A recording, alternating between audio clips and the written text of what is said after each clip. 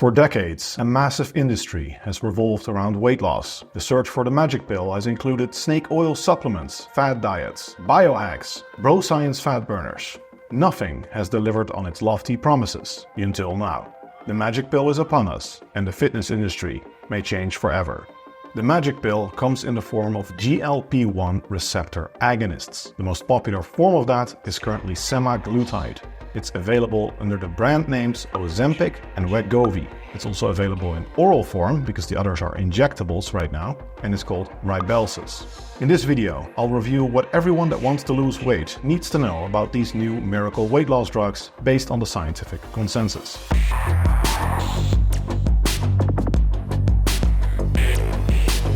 First, let's talk about how these drugs work. GLP-1 receptor agonists, as the name implies, mimic GLP-1. GLP-1 is a hormone that's produced by our intestines. The drug has the same effect as the hormone in our intestines, just like injecting testosterone has the same effect as the testosterone that's produced by our own bodies. As we'll see later, there are actually multiple similarities between anabolic steroids and these weight loss drugs. The effects of GLP-1 are to release insulin, to inhibit the release of glucagon, to suppress gastric emptying, meaning it slows down the rate at which food leaves your stomach. And as a result of those effects, it has potent appetite-suppressing effects. It reduces your appetite, makes you feel more full, makes you eat less.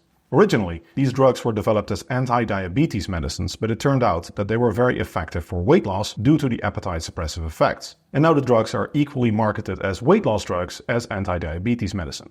These drugs really work. Most people lose around 10% of their body weight over the span of approximately 6 months when they start taking these drugs. That makes these drugs the most effective weight loss treatment currently available on the planet, other than bariatric surgery and, actually going to the gym and dieting. These drugs are also very safe. The rate of serious adverse side effects is very low, and the medical consensus is that these drugs are certainly a net positive.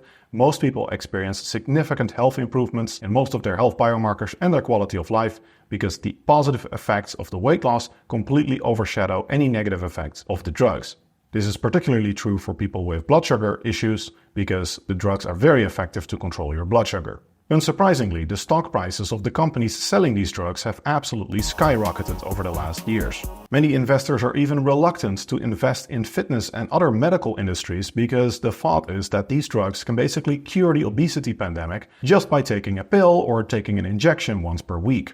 If that's the case, if you can just take a pill once per day, you can do a small injection in your abdomen once per week, why would anyone still go to the gym? Why do people still hire personal trainers? Why still invest in all of these other medical technologies for weight loss or for other medical conditions that are often caused by being overweight?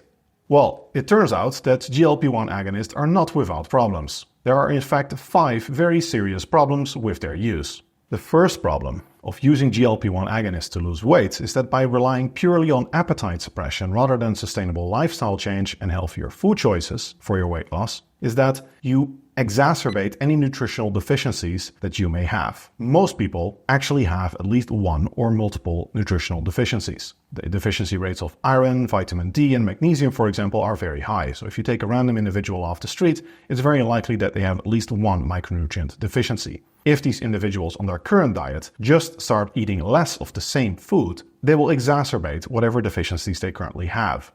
The second major problem of using GLP-1 agonists to lose weight is that lean body mass loss is very significant. In many of these trials, people lose a third or up to 40% of their weight from lean body mass. That's much more than the normal 25% or so that we see in most literature, and it's much more than the 0% that you would like to see in people when they actually exercise and they have a high protein diet. But because people eat significantly less due to the appetite suppression, many people essentially involuntarily crash diet and often do so on relatively low protein intakes. If you combine excessive weight loss without high protein diets and without exercise, that is a recipe for lean body mass loss. So it's not that GLP-1 agonists inherently cause muscle loss, it's just a combination of the weight loss that they produce with generally a poor diet that results in lean body mass loss. And that is a significant problem even if you don't care about muscle loss, because it will also reduce your energy expenditure and your metabolic rate, and any muscle that you lose is fat that you're not losing because you're only losing the energy from the body in one form. Third problem with GLP-1 receptor agonists is that they're very expensive. At about $1,000 per month, it's fair to say that these drugs are exy. If you're covered by insurance, that's fine, but for people that are not, that's a serious consideration. Problem 4 is that while these drugs are safe, they are not free from side effects. In fact, the vast majority of individuals on these drugs do report side effects, usually ranging from things like nausea, heartburn, diarrhea, and constipation, to sometimes more serious issues, but usually they are relatively low grade. Just because they are not serious medical events, though, doesn't make them pleasant. And it's also very hard not to have these side effects because it's part of the inherent mechanism of action. As discussed, GLP-1, the hormone produced in your intestines, is responsible for slowing down the passage of food and drinks from your stomach to the intestines. That's inherently part of the mechanism of action, and it's part of the reason why you have the appetite suppression. So, some of these digestive side effects will probably be very difficult for medical technology to resolve. This problem is bigger than it may seem because we're not talking about some side effects for a small period of time. Problem number 5 is that if you stop using these drugs, you stop reaping the benefits. And most people, when they go off these drugs, they regain all of the weight that they lost slowly over time. This is exactly the same problem people experience with any type of fat diet. When they go off the diet and they haven't sustainably changed their lifestyle, they're going back to the diet that got them fat in the first place, they're going to get fat again. That's how the body works. The body is merciless with the physics. If you're not changing your lifestyle, you're not making smarter food choices, and you're just relying on the drug to eat less of the same foods that you're currently eating, what happens when you stop taking the drug? Your appetite goes back to normal, your food intake increases, and you will reach an equilibrium at the same weight that you were at before you started taking the drug. So sustainable lifestyle change and making different food choices, exercising, these things are still important for long-term weight loss success unless you plan on using the drug for life.